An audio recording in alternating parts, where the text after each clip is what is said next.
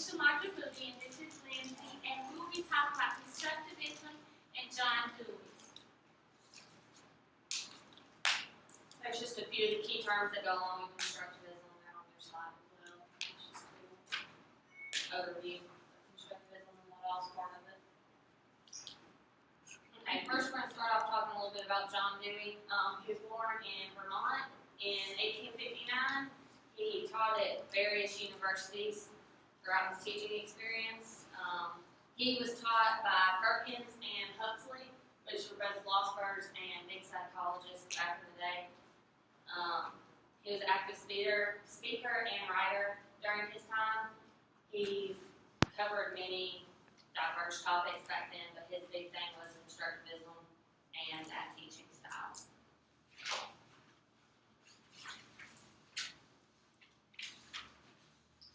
He thought of the classroom as a place where social interactions were to take place, not on a strictly formal basis, and that was a place where the students could come and deal with their outside of the classroom environment and learn how to tackle those obstacles, as opposed to just the traditional teaching style. In 1984, he started an experimental elementary school. There's not much information out there on that elementary school. And then in 1919, he co-founded the New School for Social Research with Charles Beard, James Robinson, and Thorstein Veblen. Wait, 1984 he started experimental, in 1919? In 1919, he did the New School for Research, and then 84 was the elementary school. When was he born again? That just seems like a big gap. It may be whatever. It was just 65 years later he did whatever. I was just curious. Maybe it was 1880. Yeah, he was born in 1859. Right. Okay. Okay, now I'm going to talk about what is Constructivism. Constructivism is a learning theory that explains human learning as an active attempt to construct meaning in the world around us. There are two types of constructivism: accommodation and assimilation. Now I'm going to show you all a video of a learning theory dealing with constructivism.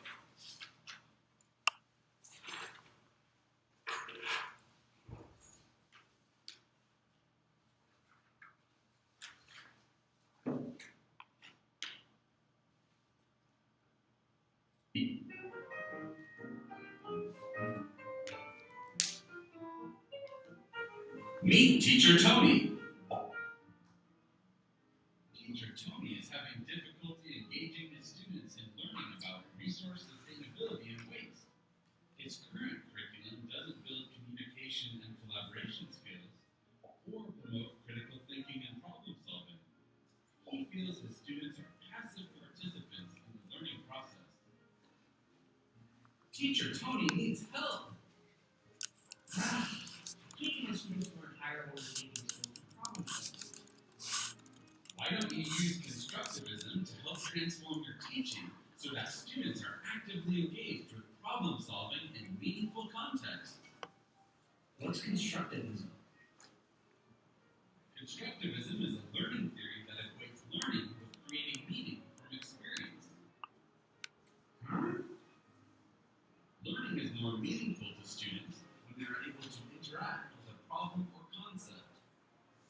Constructivism can help engage and motivate your students by making them take on a more active role in the learning process. Constructivism utilizes interactive teaching strategies to create meaningful context that help students construct knowledge based on their own experiences. You've probably seen constructivism at work and didn't even know it. Constructivism is often used to teach higher order thinking skills such as reasoning and problem solving, while also helping students transfer their knowledge to new and different situations. Common examples of constructivism include role-playing or simulating a historical event or time period, debating controversial current event issues and topics, utilizing cooperative learning groups to teach multiple perspectives, and allowing students to engage in real-world activities like internships. Now let's see if we can apply the principles of constructivism to help solve Teacher Tony's problem. First, Teacher Tony must decide how to actively engage his students in the topic. Teacher Tony decides to utilize the idea of problem-based learning to actively engage his students by challenging them to answer a real-world problem. Teacher Tony came up with the following essential question. How can we reduce waste to help sustain Earth's resources? Teacher Tony planned the following activities to help students answer the essential question. First, students will tour a local waste and recycling plant to learn firsthand how waste and recycling materials from their community are handled. Next, students will weigh and record how many pounds of food scraps their family puts into the regular trash each day. Then in groups, students will further research solutions to the problems in books, on the internet, and by interviewing experts around their community and the country using the telephone and Skype. Finally, the student groups will determine how they want to demonstrate their solutions to the essential question. Examples might include student-created books, slideshows, and public service announcements about recycling in the 4 R's. These learning artifacts can be displayed to members of the community and parents at a family recycling night. After implementing these principles of constructivism, Teacher Tony's students are more actively involved in their learning by engaging in problem solving, higher order thinking skills, and collaborative work. Using constructivism really helped engage my students.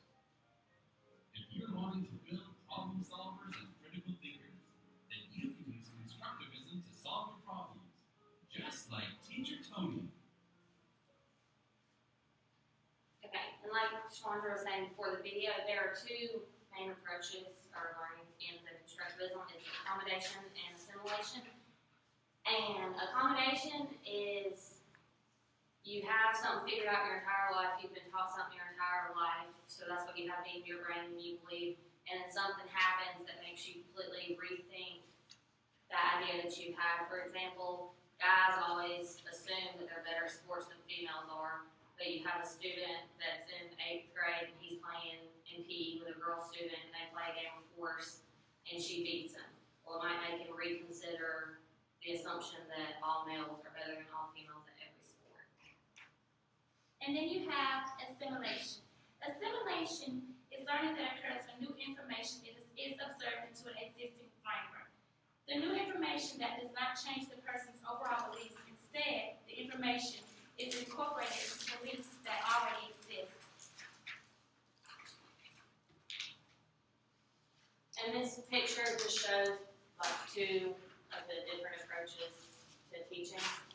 The bottom one is the constructivism. It just shows the parent or teacher asking the student, trying to engage them in it, have them ask questions back and answer their questions, and trying to get them to truly understand it and have them explain it back to them instead of the teacher just standing up and lecturing and telling the students about it.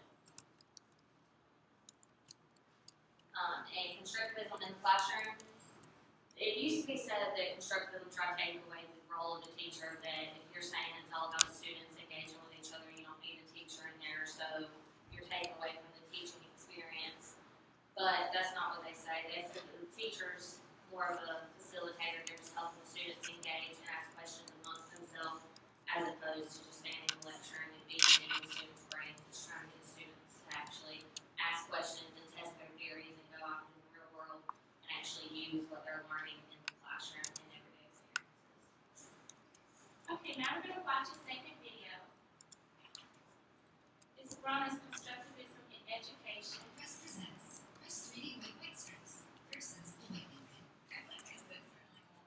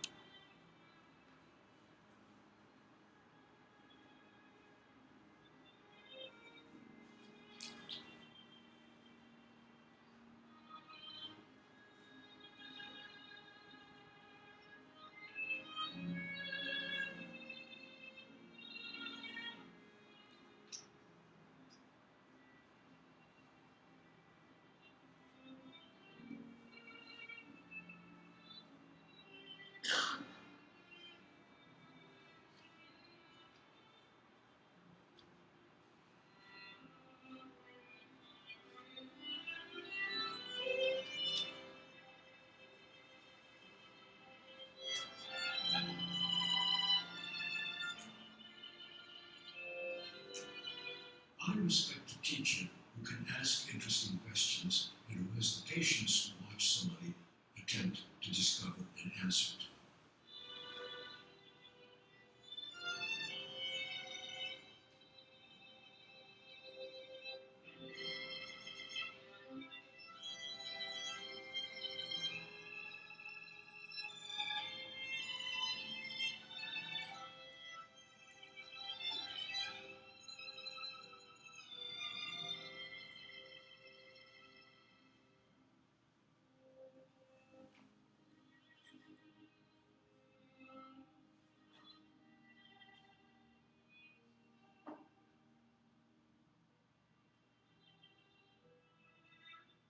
We'll never know how the world really is. We always have to construct what we think the world is.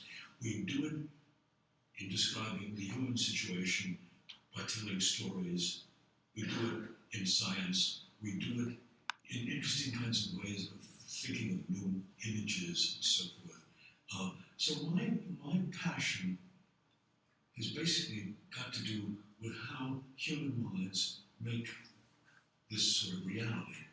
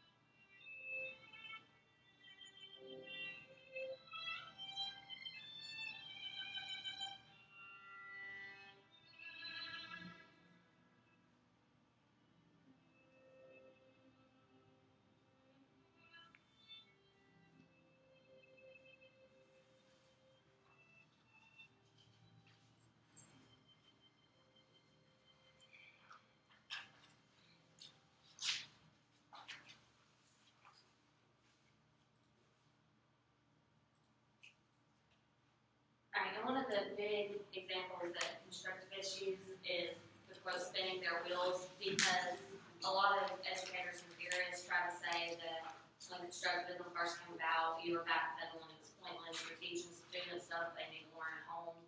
At school they should be learning English, math, and the constructivists said we're not trying to teach them to reinvent the wheel, we're trying to teach them to understand why the wheel works and how it works, and get them to go out and ask questions that are going to actually benefit them about the world, that they've had enough English beaten into their brain. We need to get them thinking amongst themselves to go out and make the world better. Okay, now it's game time. We're going to divide you all up into two groups. If you two could move that way, and you move that way. The directions of the game will be, we'll have two teams, it will be 7 questions. You'll have one member from each group come up and try to answer the question. If you know the answer first, you can collaborate with your team members and just shake the bell to let us know that you know the answer. So who wants to come up first from each group? Okay, well you can come up.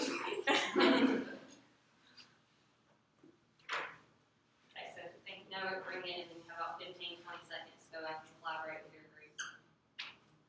Wait, collaborate and then come back up. No, like ring your bell and whoever rings your little thing first, and then you go collaborate with your group. If you don't know the answer, you can ask your team members for help. But don't ring your bell until you think you know the answer. Okay, first question. Where was John Dewey born?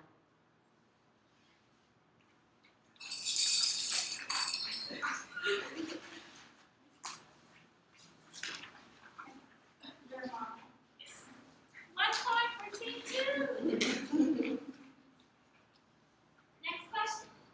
What years was John Dewey teaching? 18. You got it.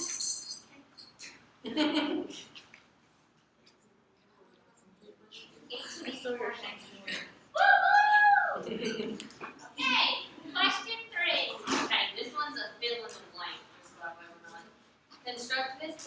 students acquire knowledge from the blank around them?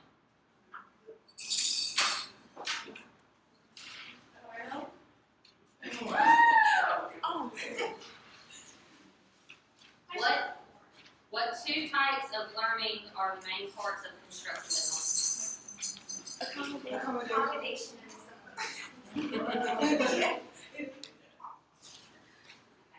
Define accommodation.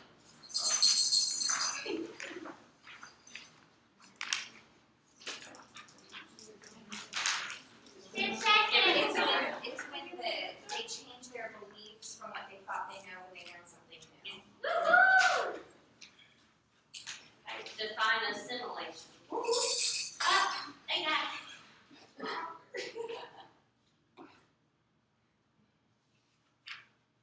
It's when new information is absorbed and they incorporate it into what they already know. They're not changing their beliefs, they just tack on what they already know. Last question. Tiebreaker.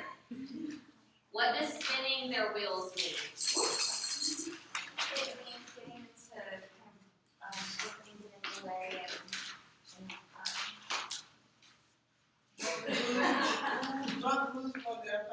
draw conclusions and understand how the wheel turn and how it functions. Team one wins. I'd like to team one wins.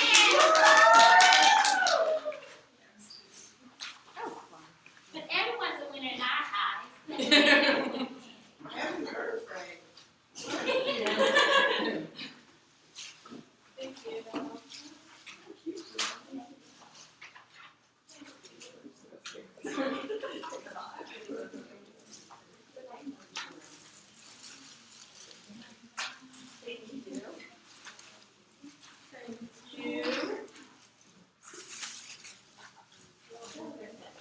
And that concludes our presentation for constructivism.